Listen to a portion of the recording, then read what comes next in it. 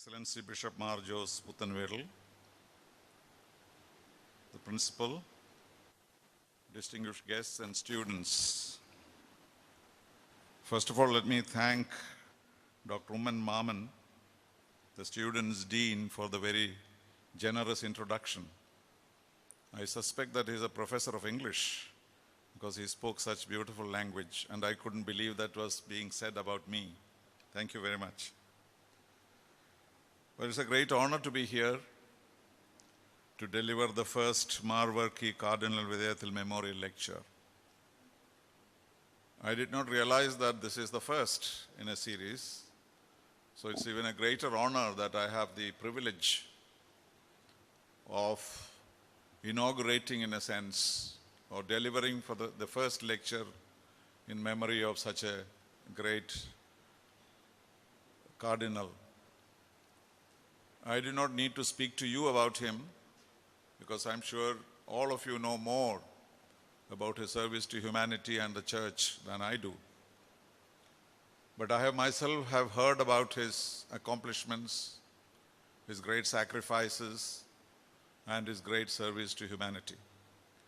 So let me, before I speak on the subject that I have been asked to do, pay my homage to the Cardinal and also hope that his spirit will be with us as we try to explore some knowledge and try to understand some of the issues that face higher education, not only in Kerala but also in the rest of India.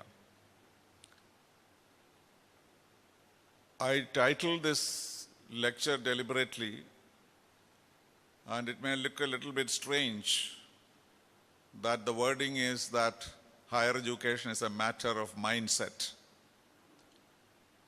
I came to this conclusion after trying to reform higher education in Kerala for the last 4 years.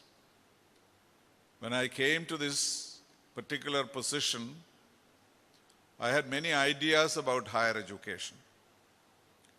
And I was very enthusiastic that I had this opportunity, even though I am not an educationist, to dabble in reform of higher education in Kerala. It looked very exciting.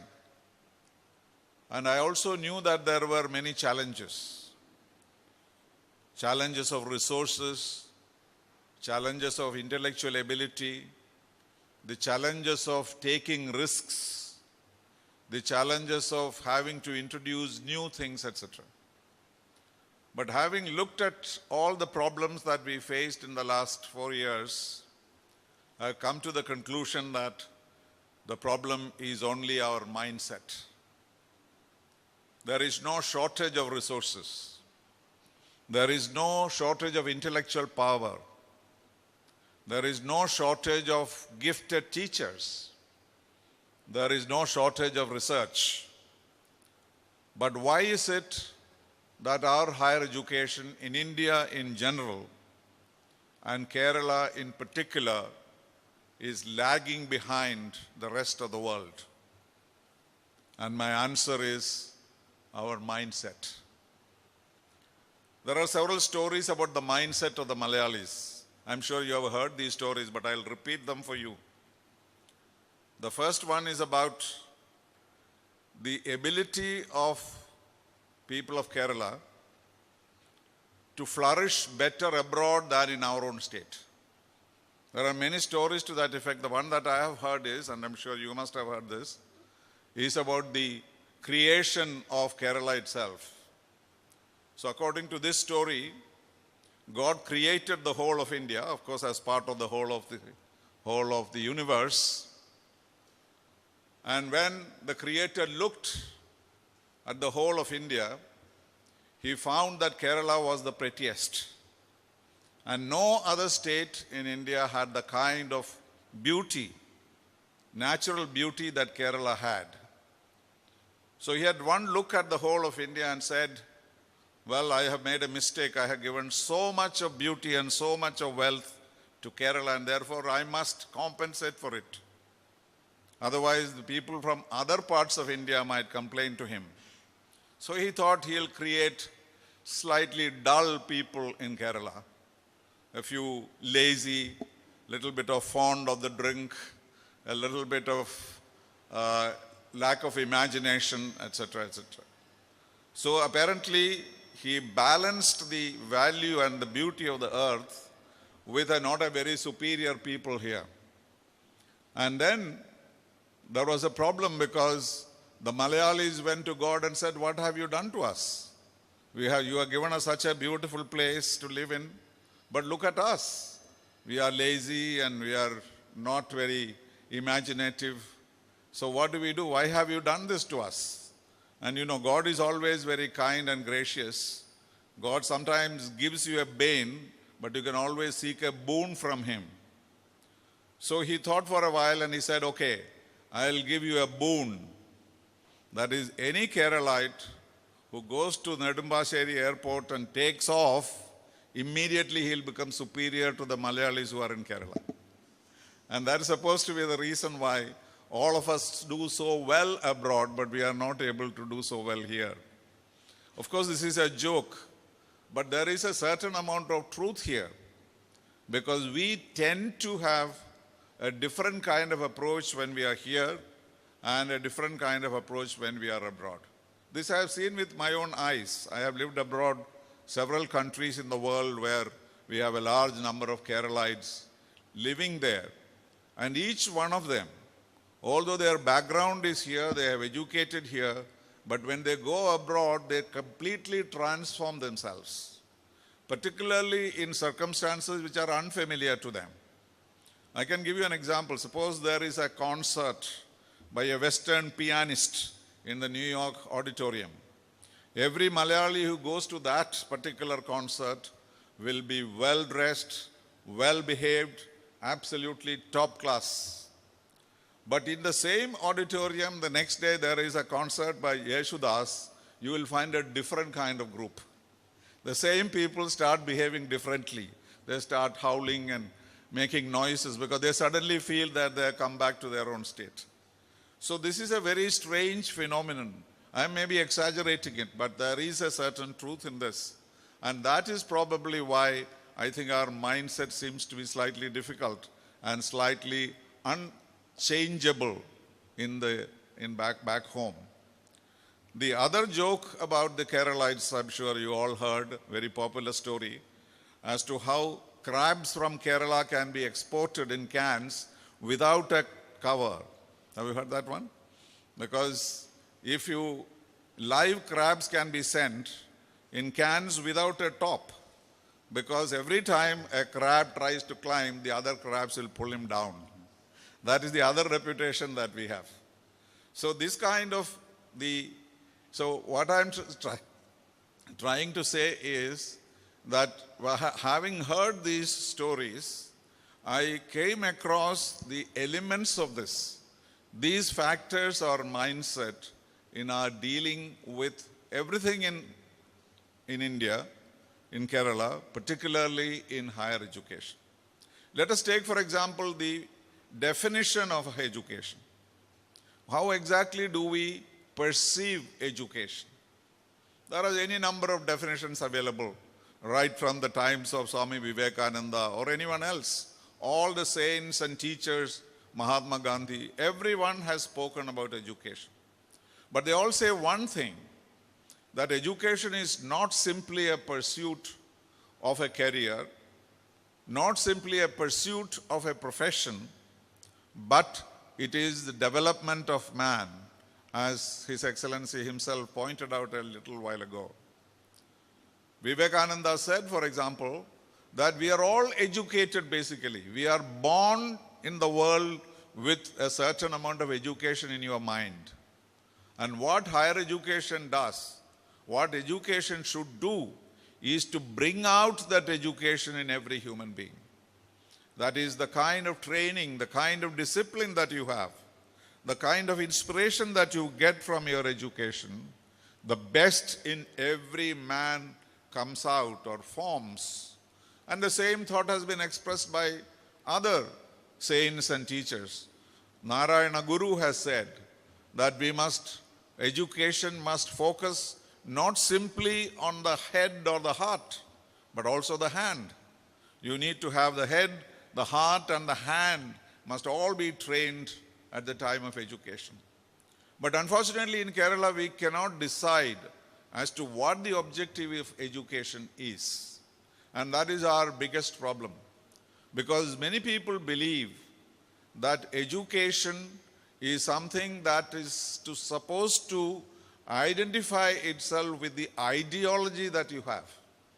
So one of the features of Kerala lifestyle or Kerala politics is that we are highly politicized and we are very ideological in our approach. So every reform that you put forward in Kerala meets the objections of one ideological section or the other, because they do not seem to think that education is a composite whole in which you need to develop all aspects, all faculties of our young people. And they try to compartmentalize them into various ideological compartments that you have created for yourself. Let us take, for example, the idea of privatization of education, which is the most burning topic of the day. Because we know very well that education in Kerala has flourished and what it is today because of private enterprise. This we do not remember very often, because today the mindset of the Malayalis is that education is something that the government must take full responsibility for, which is a very good thing to think about.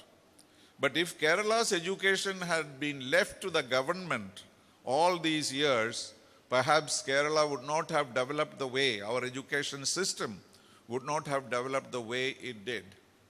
I'm sure all of you have heard about Kerala model of development, popularized by the Nobel Prize laureate Amartya Sen.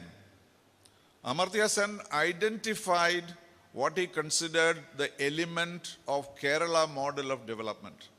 What is it? It has now been disputed by others. But Amartya Sen's view was that Kerala had a higher rate of development of its social and educational measurements. The educational and social development of Kerala is disproportionately higher to the kind of economic growth that we had achieved. It's a very simple formula. With the kind of economic growth that we had, the economic development that we have, the indicators, how much percentage you grow every year.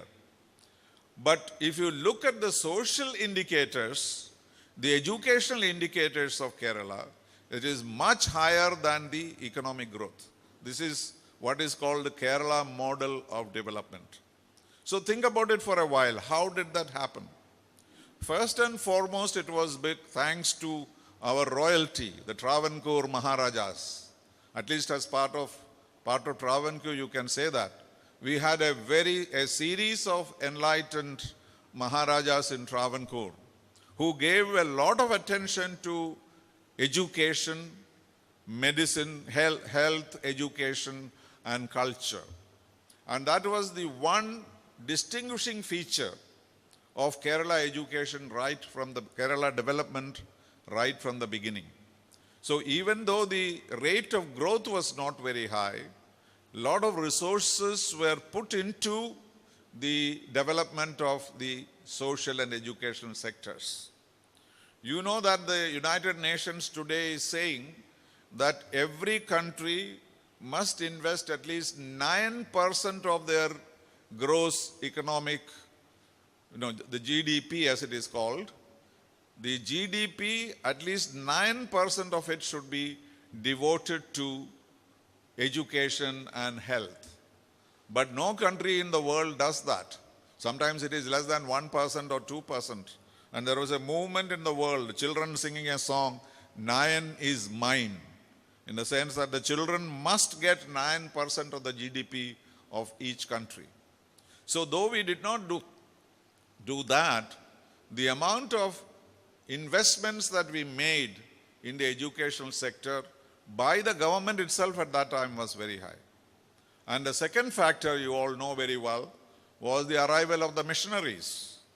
It is the missionaries who brought focus on education in the whole of Kerala.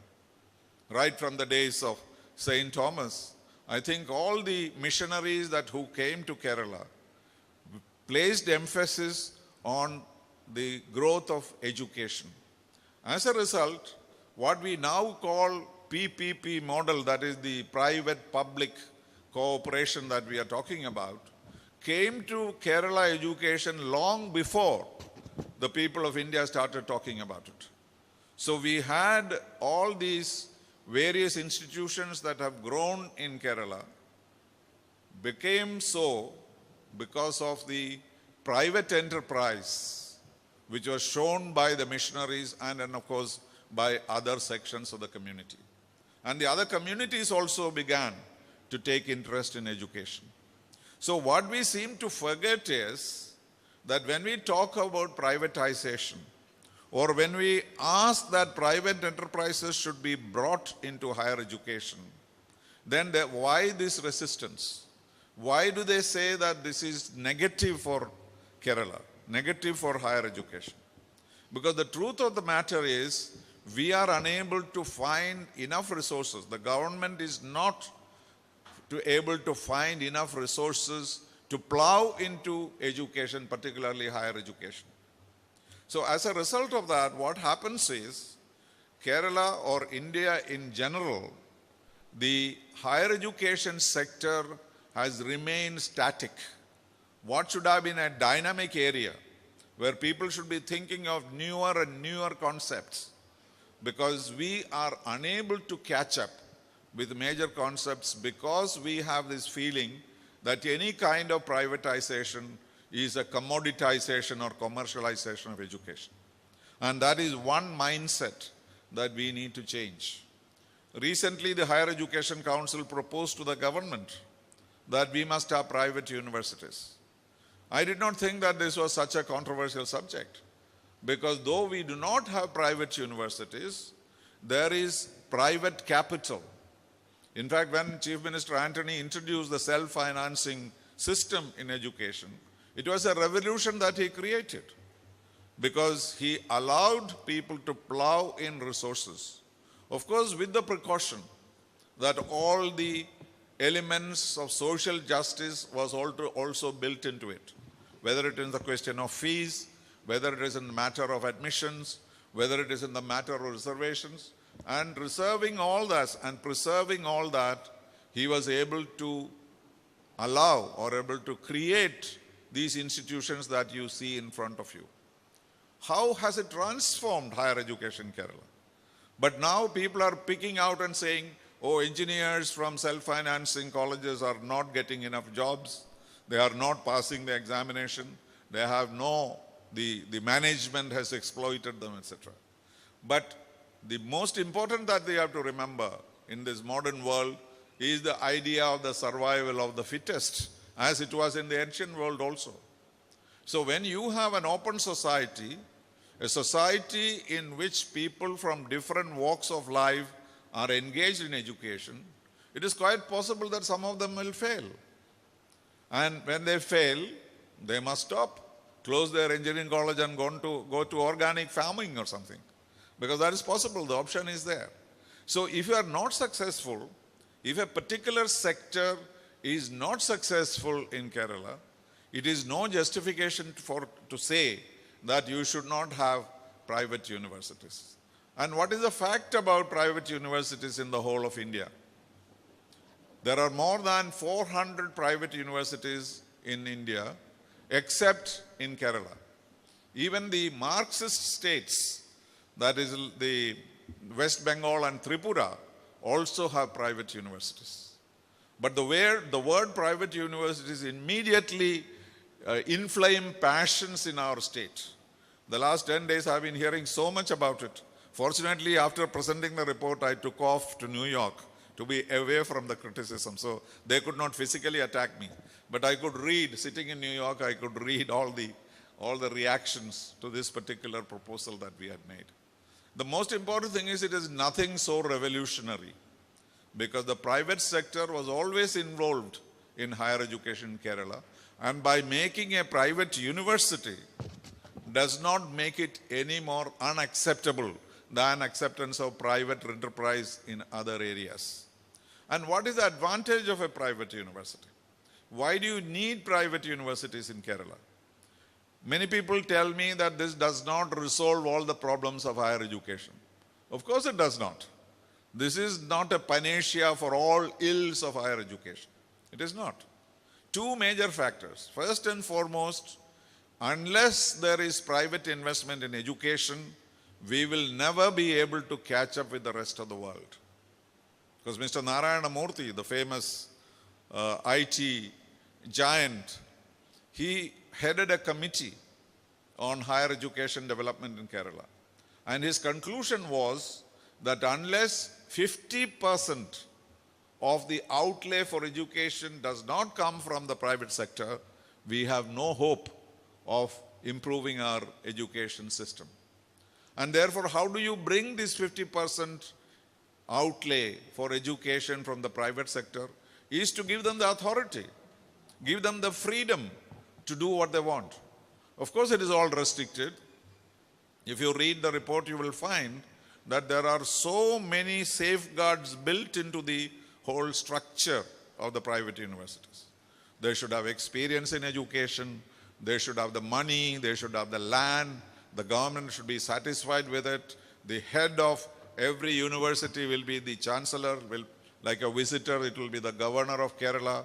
They have to follow all the regulations relating to admissions. But of course, fee structures and what they should teach and how they should teach and what degrees they should give, with what authority, will all be left to them. If you look at some of these private universities operating in India, you will see how amazingly different they are from the other universities in Kerala or in India, because they are what are called new generation universities. It is very difficult for existing universities to transform themselves because they have a long history, they have a tradition which cannot be changed, and new subjects, new topics, new departments, etc. will be difficult to create, while private universities will not have to go through all the departments that a university must have. Because in our understanding, a university must have everything, all kinds of studies. But a private university can specialize on a particular aspect. They can choose topics which are not taught in other universities. They can look for most productive kind of education. They can involve the industry in it. And as a result, what we will create is a new generation of universities. So first and most important is the availability of resources. The second is the intellectual freedom that they get. And the third is that they will be able to create new knowledge in our universities. Many people complain that India is not on the list of the world-class universities. Now there are two at least. The Science Academy Institute in Bangalore is now a list of 200 it figures, and one of the IITs also figures in that list, and that happened only this year. But till this year, the first 200 world-class universities, not a single Indian university was listed. This is what people are complaining about. But we have to look into that. How does that happen? How is it that none of the good universities in India are not listed there? And then you will realize that the criteria that they use in order to select these world-class universities are such that we will never be able to accomplish them in our system.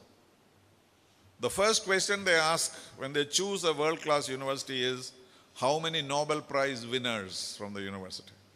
There's no Nobel Prize winner here at least, right? Or India has had no Nobel Prize winners since C.V. Raman. So that is the first question, because universities are supposed to create knowledge, nor simply impart knowledge. You have to have new knowledge created, and that is what Nobel Prize winners do. So since we do not have a Nobel Prize winner in any university in India, it will be very difficult for us to claim world-class status. The second question they ask is, how many patents have you taken? We have many PhDs. I'm sure there must be 100 PhDs just in front of me. But what have you done with your theses? Except bind them and frame them and keep in your house so that your grandchildren can look at it and say, oh, my grandfather is a doctor. The Americans have no great respect for PhDs. You know what they call them? Poor and hungry doctors, PhDs. Because the richer one are the MDs, the moneyed doctors. The medical doctors are the rich ones. And the PhDs are poor and hungry doctors. But we have great respect for our poor and hungry doctors because we give them jobs, we respect them, we always call them doctor, etc., etc. But what have they done to the society in terms of a new product or a new process? And that is the question. And very few researchers in our universities has patents. Even if you apply for a patent, by the time it comes, that would become old technology. That is the situation in India today. That is the second. The third question they ask is, how many foreign students do you have in your universities? And how many foreign faculty do you have? Because if you have to have a world-class university, your faculty cannot be entirely Indian. Your students cannot be entirely Indian. And how many students come to our universities? We go to other universities. 20,000 Indians go out of the country every year, spending their own money. And 2,000 students come here, spending their money. That is the imbalance that we have. So that also doesn't help us. And therefore, when we say we want to become world-class universities, it is not enough that we have good teaching. We have good teaching. Having seen the education system here and abroad, I can tell you that the amount of knowledge that we give to our children and the amount of pressure that we put on them to learn more and more and more is certainly higher than in the most developed societies. When my son studied here and went to the United States, and what they were teaching in the higher classes, he said, this I learned in class 3 or class 4, what they were teaching him in class 11. Because they don't believe in focusing too much on the children's ability to study. They don't force them to do too much. They give them enough leeway to study in their own way, do research, think, etc. So if you look at the textbooks, you will find that the Indian textbooks are perfect because it goes much beyond even the capacity of our students. So as far as teaching is concerned, we have no problem. But we have two problems. One is what we are teaching today is not what the world is learning. A professor who did his BSc or MSc in physics 30 years ago is today teaching the students the same physics which she studied or he studied 30 years ago. But nobody in the world will recognize that physics because there is no such physics taught. Because the knowledge has changed. The ability, the science has changed. In fact, many of the subjects like biology, physics, chemistry, etc. do not exist. You just look at the curriculum of some of the universities. You will not find such words like physics, chemistry, and mathematics. No. And the combination of subjects. You will not find somebody learning pure science or pure arts or pure humanities. Everyone will learn science. Everyone will learn arts. Everyone will learn humanities. So the whole structure of education has changed. And if I may say so, in the last 10 years, higher education has changed more than the last 100 years. The way they teach, the way the subjects are selected, the way they are examined, the way they are promoted, all that is very different from what we do. So the advantage of a new generation of universities is that it will be able to take us towards world-class universities. I wouldn't say that we will get world-class. That will take a long, long time. We have to produce Nobel Prize winners. But at least the gap between our educational system and the educational system in other countries of the world will be reduced as a result of the changes that we bring about. So what we started off doing in the 4 years ago, when I took over as the Vice Chairman of the Higher Education Council, was to look at the difference between our system and the system in the rest of the world and try to reduce that gap. And that is where I confronted the mindset of this state. What did we do? We identified 6 areas where we need immediate attention. Most important and number 1 is infrastructure. You are fortunate to have a good infrastructure here. But you go and look at any government college or a government school or even aided colleges, you will find that the infrastructure is totally inadequate. Because we believe in the old system. Our mindset is that a student should be like what? He should have torn clothes, jeerna vastram. That is one of the most important characteristics. And then what? Shwana nidra. You must sleep like a dog. And then you should, meditate like a bird, and things like that. So what we are emphasizing is some kind of low living and high thinking. And that is our concept, our mindset. So nobody really worries as to what kind of facilities that we give to our students and teachers, because that is considered unnecessary, because our munis and our saints did not have air conditioning. Why should our students today have that? But it is now well established. If you look at the statistics of universities who do well, you will find that infrastructure is very important. In fact, high thinking is easier when you have high living. And we do not give it much attention. So we suggested that we must make a lot of investment in infrastructure. But till today, nothing has been done because that is not our priority. The second, most important, again, very important, is teachers training. Do you know that Kerala is the only part of the globe where you can become a teacher without any training? To teach in a school, you need training, right? But to teach in a college, you don't. At least when I became a teacher, I did not. I just passed my master's examination walking about in Trivandrum, not doing anything. And the principal of Marivanis College tells me, come and teach in Marivanis College from tomorrow.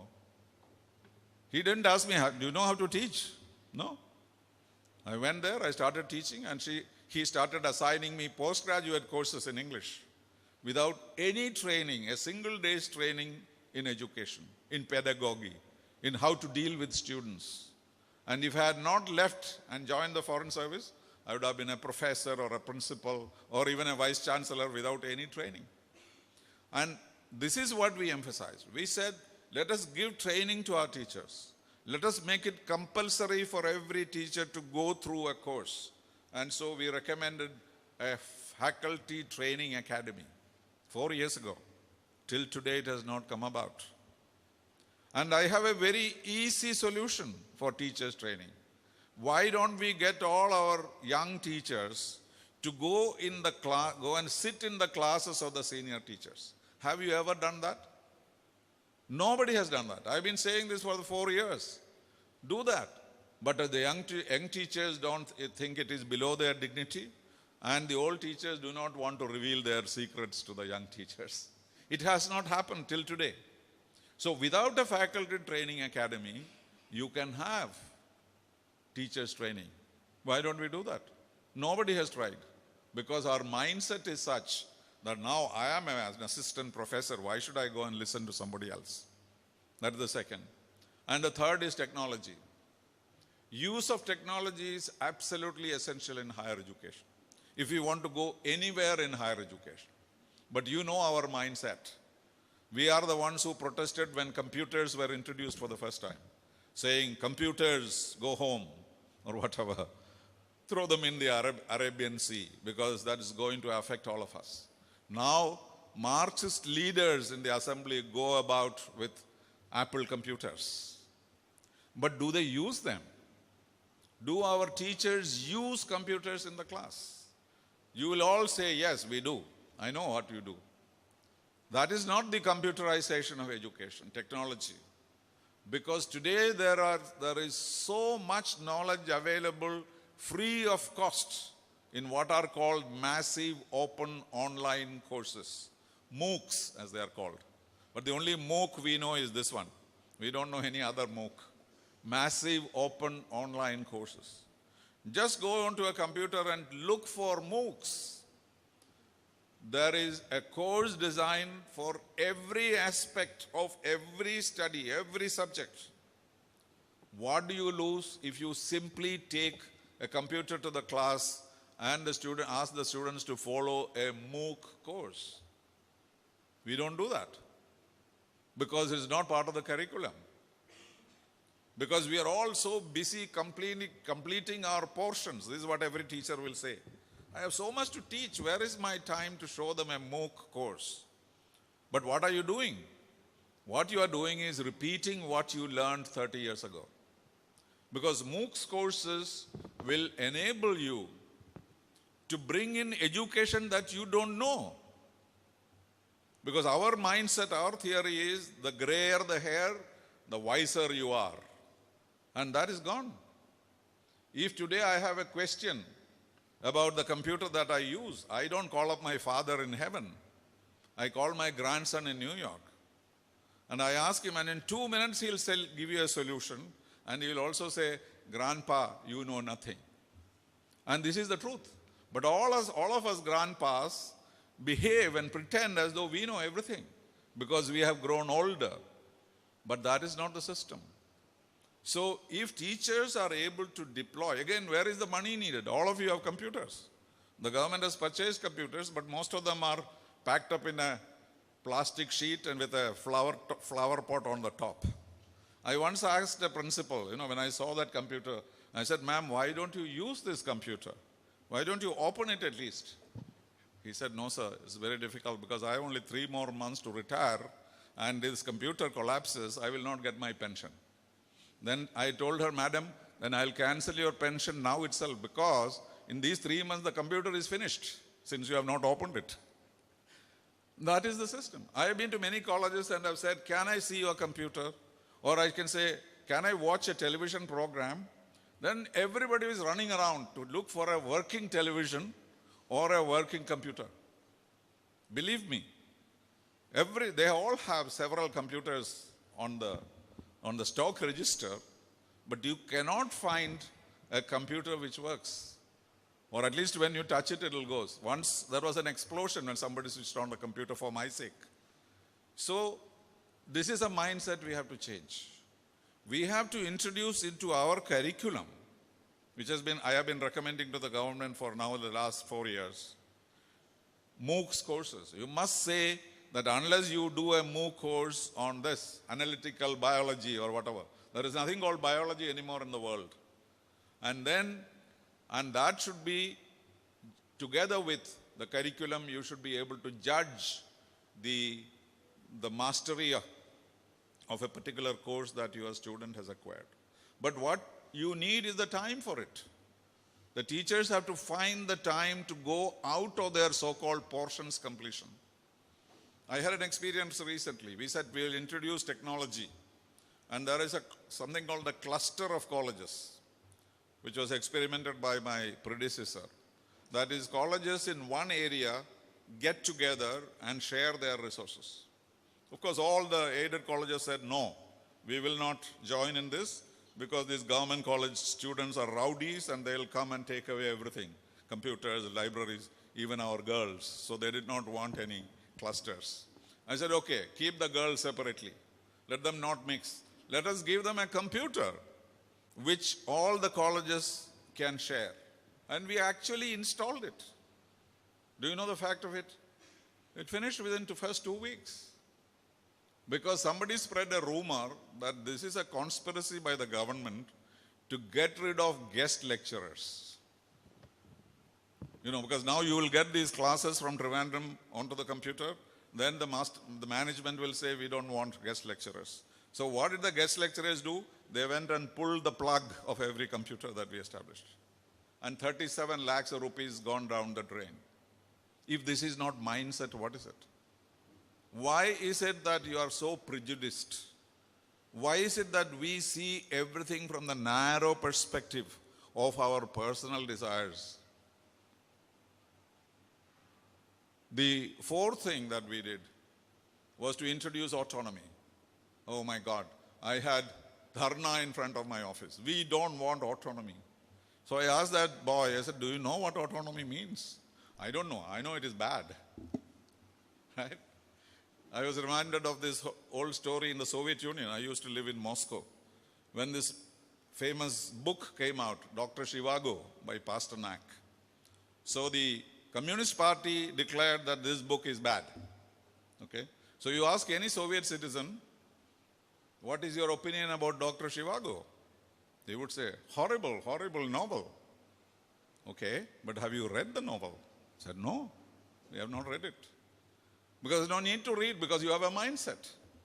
So here again, it's a mindset. People said autonomy will mean exploitation by the management, bad judgment by the teachers. These teachers will not give us marks because I once threw a stone at her, and therefore how can we have autonomy? And the teachers say we have no time. Unless the teachers work hard, because the responsibility is yours to decide what to teach, how to teach it, how to judge it, which means the teachers have to change their mindset. At the moment, they simply have to teach, and the examination papers will be bundled up and sent to Trivandrum, and some unknown character will make this judgment, and we happily accept it. But here you say that if you teach a student, you set the question paper, you evaluate it, and you decide what that boy's or girl's future is. That is what autonomy is all about. And look at the last 2 years, the colleges which have welcomed autonomy and the teachers who have actually ready to work harder are doing extremely well. One college I know there, they used to get 8,000 applications every year, got 80,000 applications this year because it turned autonomous. And the government colleges are saying we will not even allow the UGC team to enter our colleges. At least let the UGC come and tell you what autonomy is all about. So if this is not mindset, what is it? And autonomy has become successful because it's a new philosophy, a new kind of attitude. And my question was, if it has succeeded everywhere else in India, why is it that we are running away from this experiment? Again, somebody wrote, autonomy is no panacea for all the ills of higher education. I never claimed that. It is not the panacea for all ills. It is not an ottamuli or anything like that. But you need to experiment. You have to think about new things. Otherwise, we will not be able to move forward. And the other idea is internationalization. Again, ideologically, we are all against it. Internationalization means America. And they'll tell me, sir, you spent 10 years in America, your head must have been brainwashed, and that is why you are not able to see anything. But internationalization began before in India. How about Nalanda and Takshashila? Who came and studied there? Chinese scholars, Arab scholars. Internationalization is not America. Internationalization is not foreign. It is not a creation of globalization. It is something that is inherent because education cannot have barriers. Education must be without barriers. We must open our society to the rest of the world. And opportunities are available today. We experimented in Kerala University, got about 14 American students to come and study for 3 months in Kerala University. It was a great experience. The American students were very happy and went back, but the course did not continue the next year because inside the university there was so much of arguments about why we should have these Americans here. They have destroyed the morals of our society. They do not stand up when the teacher comes into the class. They don't. What can you do about it? They don't do it back home. They call you by your first name. They don't call you Mr. Sir or Miss or whatever. And they would put their legs on the table while they are sitting in class. oh, these are all totally unacceptable to India. So let us not have these students here. We are not able to get a second batch. And then the teachers said, those students who have been assigned, those teachers who have been assigned to the American students got higher salaries because we take more money from them. And therefore the others said, unless we can also have students, we will not allow it in this university. That is the internationalization, the mindset again. So what I'm trying to tell you is that we have solutions, we have remedies for all our problems in education. But we must have an open mind. And if you have an open mind and are willing to accept changes, then we will be able to move forward. But if we do not do that, we will remain what we are today, which is not bad. Let me also assure you that Indian education is not bad. What we need is, we need education for our people, what we consider important, yes. But we have another responsibility which we often forget, is that we have a global responsibility coming up in the 21st century. Because India is going to be the youngest country in the world in the next 20 years. We will have 96 million young people between the age of 20 and 30 in India, which will be much more than the United States, in China, in Europe, in Japan, anywhere. The average age will be 45, when our average age will be 25. So what does this mean? This is what is called the demographic dividend that India is going to get. What does it mean? It means that India has to provide the intellectual power to the rest of the world in the 21st century. How do you do that? If our education is backward, if our education is not able to cope with the challenges of the 21st century, there is no point in our trying to fill this void which is going to develop in the world. And that is the reason why we need to have new kind of approaches, new topics. Do you know what happened in the 80s? In the 80s, when there was the dot-com revolution in the rest of the world, Kerala was very far behind. In the earlier waves of immigration, you may know, all of you have relatives in the United States, I'm sure, because in the 60s and the 70s, teachers, engineers, doctors went as immigrants to the United States and Europe.